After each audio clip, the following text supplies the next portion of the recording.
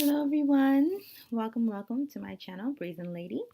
So I'm going to answer some questions I received either in the comment section or through my email. Only got a few of them, so hopefully I can get all these videos done today. So in any case, let me just put this down. I have my notes so I don't forget exactly what I want to say. And we're going to start with Heruscopes. What are Heruscopes? How I came about them, and some reference points you can use to be able to get a better understanding of where I'm coming from. The first thing I'm going to say is Heruscopes are similar to horoscopes. They're essentially the same thing with slight differences in approaches on how to formulate them. Um, Horoscopes are the Greek Latin interpretation of um, Kemetic spiritual belief system or ancient Egyptian. The people called themselves, people of Kemet. The land was Kemet. So that's the original spiritual belief, African spiritual belief, in which, you know, um, it all came from. So, anyhow, horoscope comes from Horus. Once again, it's the Greek Latin interpretation of the Kemetic deity of Heru. Same energy, same spirit, same principle, same deity, different language. That's simply what it is. It's similar as in, I say, oh, this is black.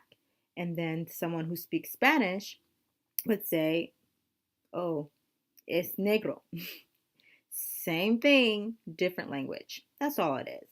Um, for me personally, I just never could connect to the Greek interpretation of astrology and of ancient Egyptian, spiritual belief systems, the names that they gave it. I just couldn't connect fully, but I knew that I had to get an understanding of that before I could dive deeper into Kemetic spiritual beliefs. That's just what it was. For me, the Greek interpretation is a great starting point. It's the basics of astrology for me personally. We live and grow up and are taught initially from a Western viewpoint. And then we have to, as we grow older and as we mature and as we go through our transformation, we have to dive deeper. And you can't dive deeper if you're only stuck on the Greek, if you're only stuck on the Western.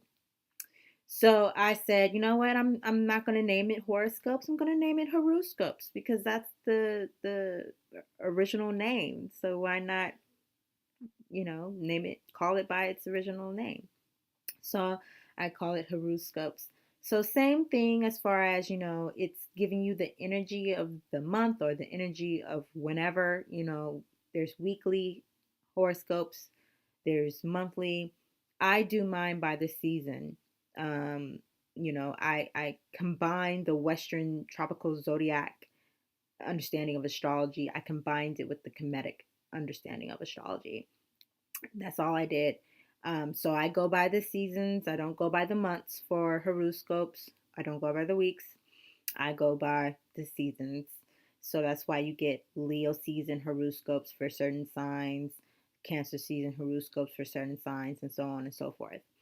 Um, yeah.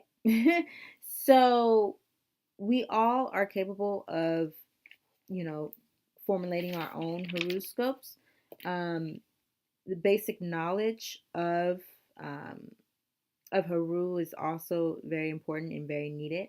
First, let me say that spirit is energy and energy is spirit. Same thing for Haru and Horus. Same thing, just different term, different name for it. So spirit is energy, energy is spirit. Energy cannot be destroyed. It can be mutated, it can be transformed, but it never can be destroyed. It always will continue to exist. So the best thing for us to do is to learn the energy, have a basic understanding of it and then have a full comprehension of it. And then we can be able to use the energy to our will as opposed to being used by the energy. Because if you're not using it, guess what? You're going to be used by someone who knows how to use the energy. Um, Sister Myra explained that well in her use of the movie Matrix, and saying, when the agents came in, they used just regular old people who were vibrating low enough where they can just use them to their will. If you're vibrating high enough, you cannot be used, because you're vibrating so high, you're using your own energy for whatever your purpose is. That's what we're supposed to be doing. So, anyways, that's essentially what we do with the energy of Heru. That energy is there for all of us to use. Heru, they have they call the pineal gland the eye of Horus. Very true. That's exactly what it is. It's basically uh, our psychic connection. We are all psychics. Remember, I said this before. We are all psychics. We all have a psychic ability. It's when we connect with it, when we connect with our pineal gland, that's always working. I don't believe in things being calcified. I believe that things are dormant. Until you start using it, it's dormant. It's like a car. Use it every day. It gets wear and tear, but as long as you keep the maintenance up, it's good. It'll last forever.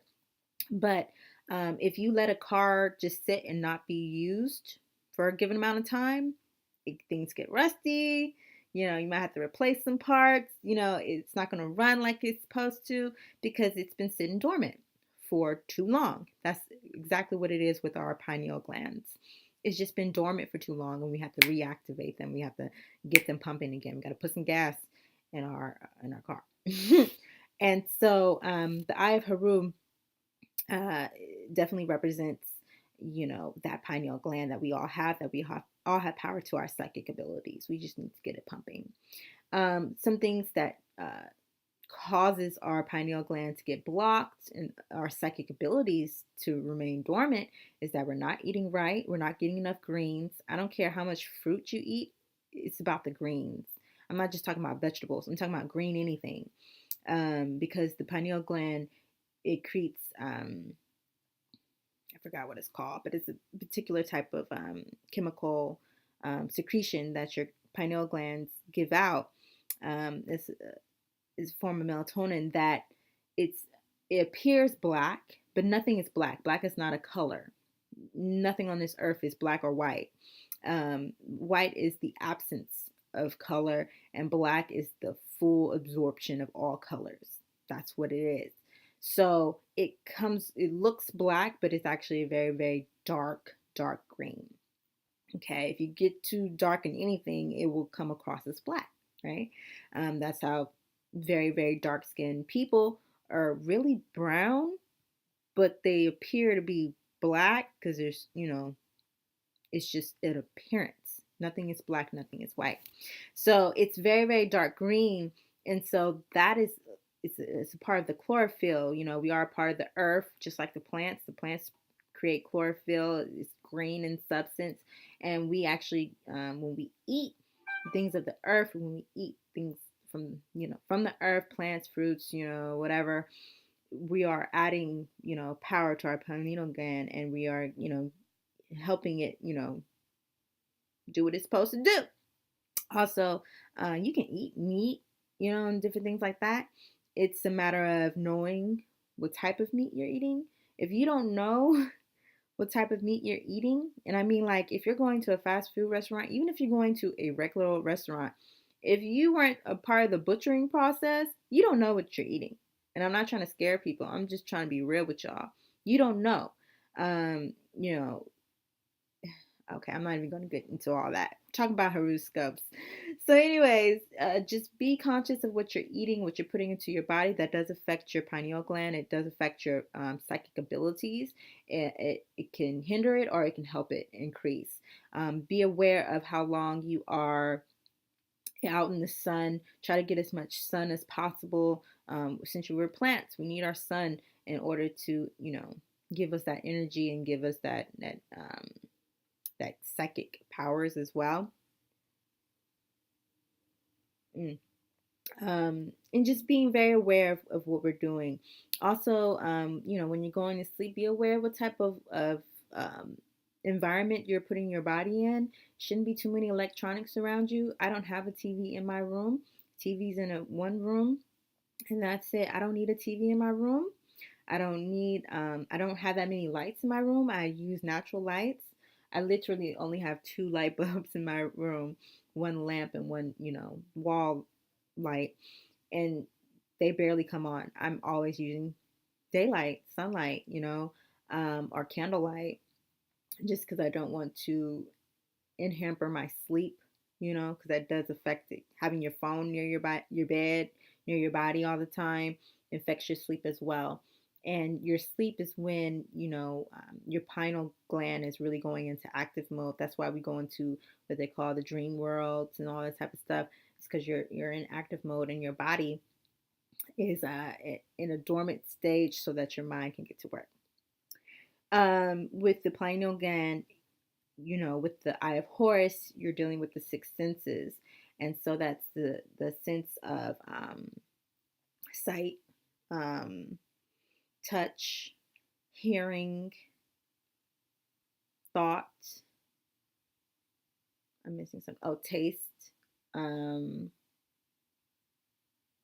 smell. Six senses. Um, so you're dealing with all of that. So when I do the Heruscopes, what happens is that I put myself in a meditative mode, right? Putting myself in a meditative mode. I am cleansing myself, I'm saying, cleanse me, take away all that is not of me, make me whole, make me white as snow, so that I may receive the messages that I need to receive. And I am protected. There's a protective shield around me so that nothing that is not meant for me will enter my protective zone. I am protected so that I can receive what I need to receive. And I say something along the lines of, let me feel what I need to feel. Let me hear what I need to hear. Let me see what I need to see. Let me smell what I need to smell. Let me feel what I need to feel as a part of the touch. And let no thoughts that are not of me enter through or pass through my mind. Let all my thoughts be of me or come from Heru when I'm doing the Heruscopes. So then that way I'm getting the messages clear. I'm becoming a channel for the messages to come through so that I may give the messages to you. You must be direct, you must be detailed, specific, and have a clear intentions of what you want Heru to go and retrieve for you.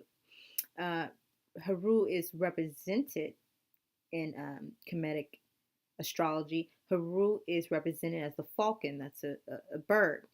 Birds are the only animals that can transverse into any dimension, any element. They're fine. Birds, we already know, rulers of the air. They cool in the air. Birds cool on land. They're totally fine on land.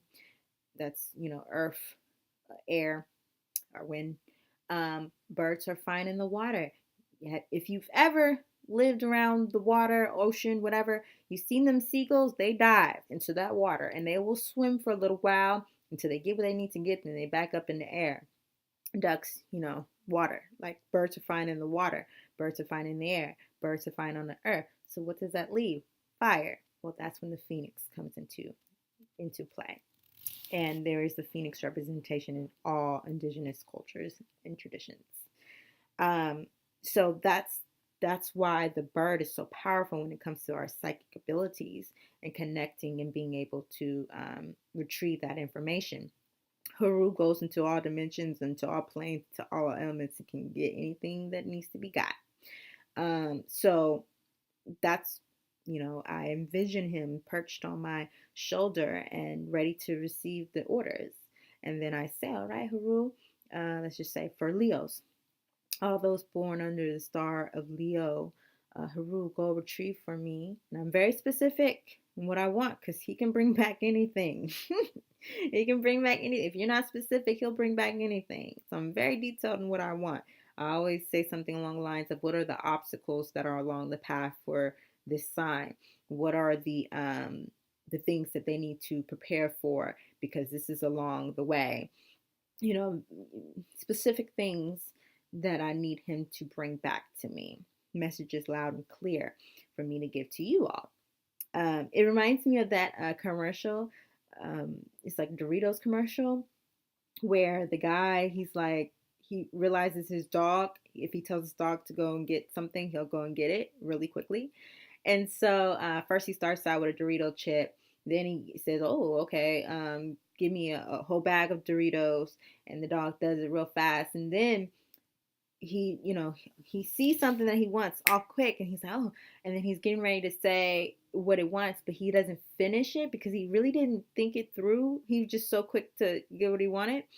So before he can finish his statement, his dog had already left and brought back what he had said, even though he didn't finish his statement, and it was a bear.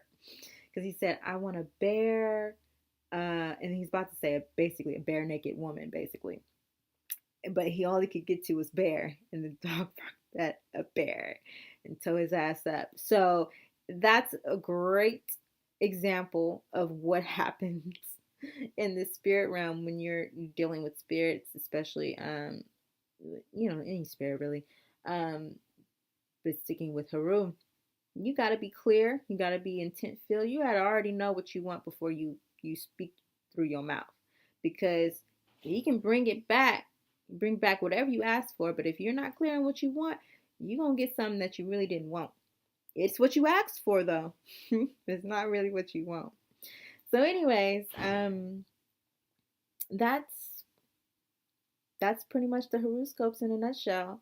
I mean, I can go deeper into like the pineal gland, how that's connected with Haru, how we can tap into our psychic abilities and use these energies and what have you. But the question was about the horoscopes and how I basically how you connect more with the horoscopes. There's so much information I received. I started this journey when I was 19, but I didn't really get into astrology until like 5 years ago.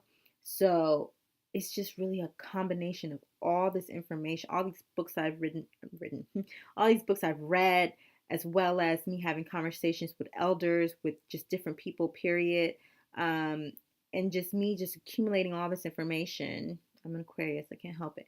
I'm accumulating all this information. I'm just regurgitating it back to you all. What I felt was important, and it made sense. It was logical. It aligned perfectly, and the information worked. So I said, okay, well, I'm just going to present it on YouTube, you know. But a good place to start, I would say initially, is get a basic understanding of astrology. Western tropical astrology, just get the basic understanding of that, basic understanding of the signs, the archetype of the signs. Stop thinking about, oh, I know this one particular person who's a Pisces and they act like this, but another person don't trip on all that. People are only going to represent their sun signs to a certain degree. You got to remember, we all have all 12 signs within us. So yes, I am an Aquarius sun, but guess what? I have all the rest of the 11 signs within me. So do you. So we're going to exemplify all of those signs at one point in our lives. But it's just the sun that we are a living representation of. Okay, that's all it is. So if you learn the archetype of each sign, then you'll have that basic understanding. So do that first. There's plenty of books out there. I'm not about to reference any because there's so many out there. They're all going to say the same thing, and then you'll get it. After you do that, I guess this one would be better. You can start correlating it to some of the basic information about the ancient Egyptians or the people of Kemet.